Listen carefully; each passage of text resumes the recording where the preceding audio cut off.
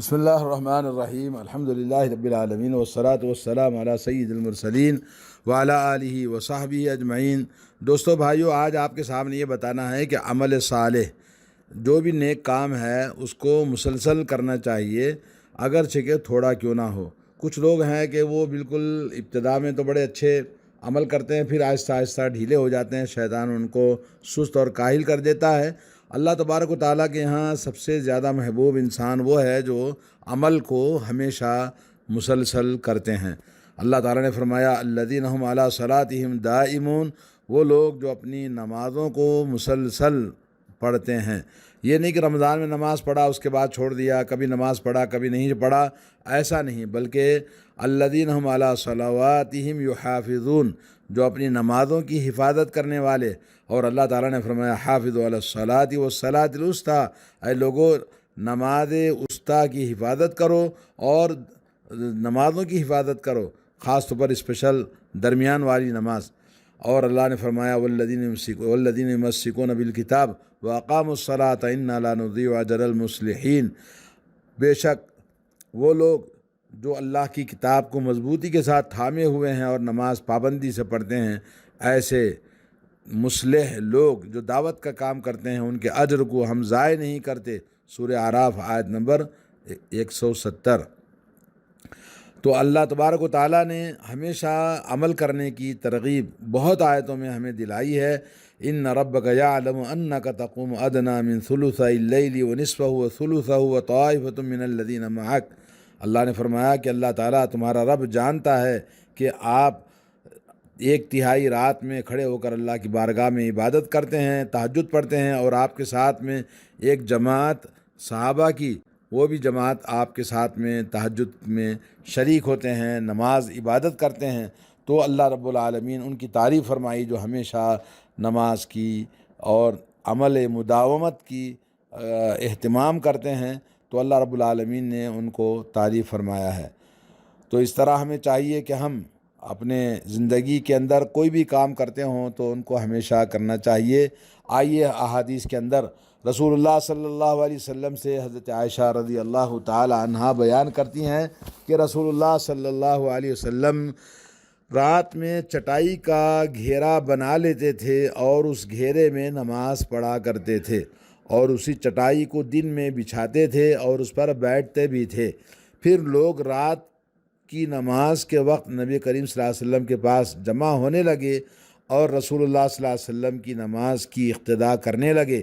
جب مجمع زیادہ بڑھ گیا تو رسول اللہ صلی اللہ علیہ وسلم متوجہ ہوئے اور فرمایا لوگو عمل اتنے ہی کیا کرو جتنا کہ تم میں طاقت ہو، کیونکہ اللہ تعالیٰ نہیں تھکتا جب تک کہ تم عمل سے نہ تھک جاؤ، اور اللہ کی بارگاہ میں سب سے زیادہ پسند وہ عمل ہے جسے پابندی سے ہمیشہ کیا جائے، خواہ وہ کم ہی ہو۔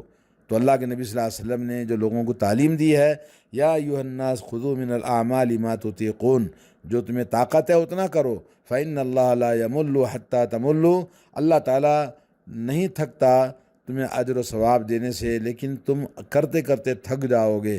وإن أحب الأعمال إلى الله ما دام وإن قل، یہ حدیث بہترین عمل وہ ہے جس پر مواظبت کی جائے، مثلا تہجد ہے اور کوئی نفلی نماز ہے، فرض نمازوں کے ساتھ میں خواہ رکعات کم ہی کیوں نہ ہوں، مگر ہمیشگی کرنے سے کچھ خیر و برکت آدمی کو حاصل ہوتی ہے۔ آج کیا کل ترک کر دیا، ایسا عمل اللہ تعالیٰ کے پاس کوئی وزن نہیں رکھتا، کبھی کیا کبھی نہیں کیا، بلکہ یہ حکم نفلی عبادات کے لیے ہے۔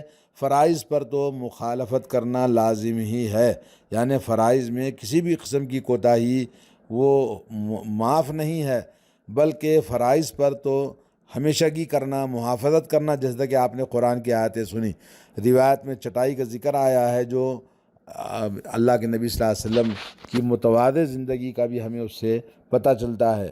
یہ حدیث صحیح بخاری 5861 اور صحیح مسلم میں 177 میں موجود ہے۔ اور ایک روایت میں ہے کہ کان آل محمد اذا عملوا عملا اثبتوه، آل محمد کا یہ دستور ہے کہ جب کوئی کام کرتے ہیں تو اس کو ہمیشگی کرتے ہیں۔ اور ایک روایت میں ہے کہ حضرت عائشہ فرماتی ہیں کہ ان رسول اللہ صلی اللہ علیہ وسلم سئل ای الاعمال احب الی اللہ قال ادومہ ان قل۔ آپ صلی اللہ علیہ وسلم کی بارگاہ میں یہ سوال پوچھا گیا کہ اعمال میں اللہ تعالیٰ کے نزدیک سب سے محبوب کون سا عمل ہے؟ تو نبی علیہ الصلوۃ والسلام نے فرمایا وہ عمل جو ہمیشہ کیا جائے، اور اگرچہ وہ تھوڑا ہی کیوں نہ ہو لیکن ہمیشہ مسلسل کرنا چاہیے۔ یہ صحیح مسلم کی حدیث ہے۔ ایک اور روایت میں رسول اللہ صلی اللہ علیہ وسلم نے فرمایا سددوا وقاربوا واعلموا انہ لن يدخل احدکم عملہ الجنہ۔ عائشہ ام المؤمنین رضی اللہ تعالی عنہا نے رسول اللہ صلی اللہ علیہ وسلم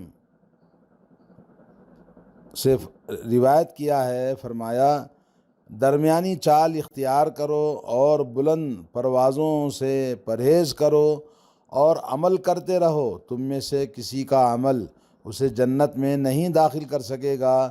میرے نزدیک سب سے پسندیدہ عمل وہ ہے جس پر ہمیشگی کی جائے اور خواہ وہ عمل تھوڑا ہی کیوں نہ ہو۔ یعنی فرائض الہی میں کمی بیشی کا سوال ہی نہیں ہے، یہ جملہ نفل عبادتوں کا ذکر ہے کہ آدمی فرائض کے بعد نفلوں میں حد المقدور کوشش کرے مداومت کرنے کی۔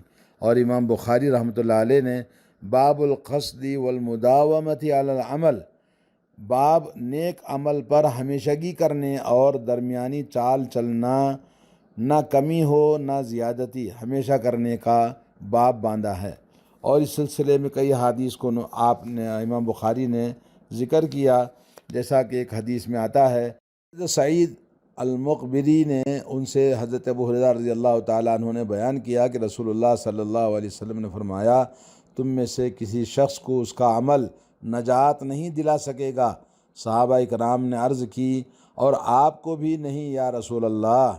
تو آپ نے فرمایا مجھے بھی نہیں، سوائے اس کے کہ اس کے علاوہ اللہ تعالیٰ مجھے اپنی رحمت کے سائے میں لے لے۔ لن ينجا احد منکم عملہ قالوا ولا انت یا رسول اللہ قال ولا انا الا ان يتغمدنی اللہ برحمتہ۔ اس کے بعد آپ نے فرمایا سددوا وقاربوا واغدوا وروحوا وشیء من الدلجۃ والقصد تبلغوا۔ نبی کریم صلی اللہ علیہ وسلم نے اس کے بعد آپ نے فرمایا کہ بس تم لوگ چاہیے کہ درستی کے ساتھ عمل کرو اور میانہ روی اختیار کرو، صبح اور شام عمل مسلسل کرو، اسی طرح رات کو ذرا سا چل لیا کرو اور اعتدال کے ساتھ چلا کرو، منزل مقصود کو پہنچ جاؤ گے۔ مقصد یہ ہے کہ آدمی صبح اور شام کو اسی طرح رات کو تھوڑی سی عبادت کر لیا کرے اور ہمیشہ کرتا رہے۔ یہ 3 اوقات نہایت ہی متبرک ہیں۔ آیت اقیم الصلاۃ لدلوک الشمس سے ظہر کی نماز، اور حافظ علی الصلوات والصلاۃ الوسطیٰ سورہ بقرہ آیت نمبر 238 سے عصر کی نماز، اسی طرح قرآن کریم سے 5 وقت کی نماز کا مومن کو تقاضا ہے اور رب العالمین کا حکم ہے کہ آدمی نماز مسلسل پڑھا کرے اور کوتاہی نہ کیا کرے۔ حضرت علقمہ سے روایت ہے کہ میں نے رسول اللہ صلی اللہ علیہ وسلم کی بیوی ام المؤمنین عائشہ رضی اللہ تعالی عنہا سے پوچھا یا ام المؤمنین کہ کیف کان عمل النبی صلی اللہ علیہ وسلم هل کان یخص شیئا من الایام؟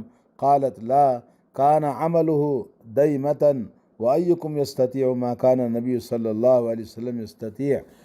حضرت عائشہ رضی اللہ تعالی عنہا سے پوچھا علقمہ رضی اللہ تعالی عنہا نے، تو ام المومنین حضرت عائشہ رضی اللہ تعالی عنہا نے بتایا کہ نبی کریم صلی اللہ علیہ وسلم کیوں کر عبادت کیا کرتے تھے؟ سوال تھا۔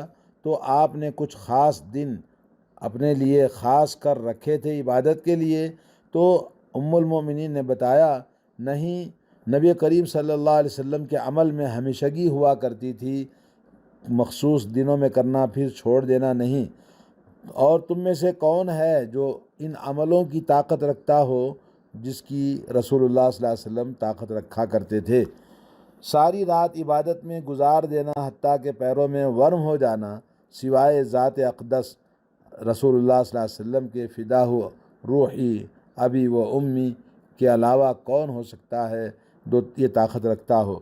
تو دوستو اسی طرح سے ابو سلمہ بن عبد الرحمن کہتے ہیں کہ حضرت عائشہ رضی اللہ تعالی عنہا سے کہا کہ نبی کریم صلی اللہ علیہ وسلم نے فرمایا، دیکھو جب جو نیک کام کرو ٹھیک طور سے کرو۔ اللہ کے نبی صلی اللہ علیہ وسلم نے فرمایا حضرت عائشہ کی روایت میں کہ جو نیک کام کرو تو ٹھیک طور سے کرو اور حد سے نہ بڑھ جاؤ، بلکہ اس کے قریب رہو، میانہ روی اختیار کرو اور خوش رہو، اور یاد رکھو کہ کوئی بھی اپنے عمل کی وجہ سے جنت میں نہیں جائے گا۔ صحابہ کرام نے عرض کیا کہ کیا آپ بھی نہیں یا رسول اللہ صلی اللہ علیہ وسلم؟ تو آپ نے فرمایا میں بھی نہیں، سوائے اس کے کہ اللہ اپنی مغفرت اور رحمت کے سائے میں مجھے ڈھانک لے۔ اور یہ صحیح بخاری کی حدیث ہے 6467۔ قرآن مجید میں ہے تِلْكَ الْجَنَّةُ الَّتِي أُورِثْتُمُوهَا بِمَا كُنْتُمْ تَعْمَلُونَ، سورۃ الأعراف آیت نمبر 43۔ اس کے معارض نہیں ہے جو اللہ کے نبی نے فرمایا، کیونکہ عمل صالح بھی من جملہ اسباب دخول جنت میں سے ایک سبب ہے، لیکن اصلی سبب رسول اللہ صلی اللہ علیہ وسلم کا فرمان کہ اللہ کی رحمت اور اللہ تعالیٰ کی عنایت ہی ہے۔ بعض نے کہا کہ آیت میں ترقی درجات مراد ہیں، نہ محض دخول جنت، اور ترقی اعمال صالحہ کے لحاظ سے ہوگا۔ اس حدیث سے معتزلہ کا رد ہوتا ہے جو کہتے ہیں کہ اعمال صالحہ کرنے والے کو بہشت میں لے جانا اللہ پر واجب ہے۔ یہ بات غلط ہے۔ کوئی بھی آدمی اللہ کے نزدیک اپنے عمل سے جنت میں نہیں جا سکتا۔ جیسا کہ ایک واقعہ بیان کیا جاتا ہے کہ ایک آدمی، شیخ صالح الفوزان نے اس کو بیان کیا کہ ایک آدمی جنگل میں سمندر میں سفر کیا، راستے میں طوفان کی وجہ سے کشتی سے الگ ہو گیا اور پھر پانی میں بہتے ہوئے ایک جزیرے میں چلا گیا، اور اس جزیرے میں ساری زندگی اللہ کی عبادت کرتا رہا، اور جب اس کا انتقال ہوا تو اللہ تعالیٰ نے کہا کہ اس کو اللہ تعالیٰ نے فرمایا کہ فرشتوں سے کہ اس کو اپنی رحمت سے جنت میں داخل کرو۔ اس آدمی نے کہا یا اللہ این عملی، میرا عمل کہاں ہے؟ میں تو عمل تو ساری زندگی پلک جھپکنے کے برابر غافل نہیں رہا اور عمل کرتا رہا۔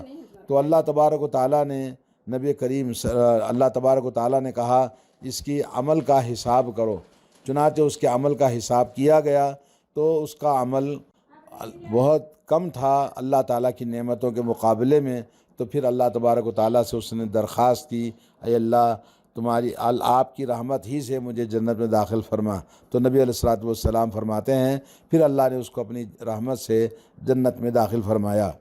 حضرت انس بن مالک رضی اللہ تعالیٰ عنہ فرماتے ہیں کہ سمعتہ یقول، وہ کہتے ہیں کہ رسول اللہ صلی اللہ علیہ وسلم نے ہمیں ایک دن نماز پڑھائی، پھر ممبر پر چڑھے اور اپنے ہاتھ سے مسجد کے قبلے کی طرف اشارہ کیا اور فرمایا کہ اس وقت میں نے جب تمہیں نماز پڑھائی تو مجھے اس دیوار کی طرف جنت اور جہنم کی تصویر دکھائی گئی۔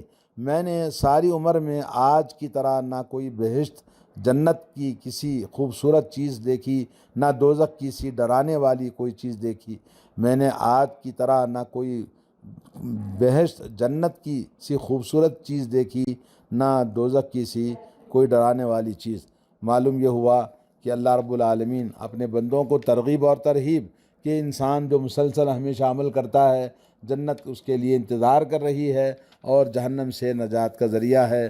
اللہ تبارک و تعالی ہم سب کو توفیق عطا فرمائے۔ وصلی اللہ علی نبینا محمد وعلی آلہ و اصحابہ اجمعین۔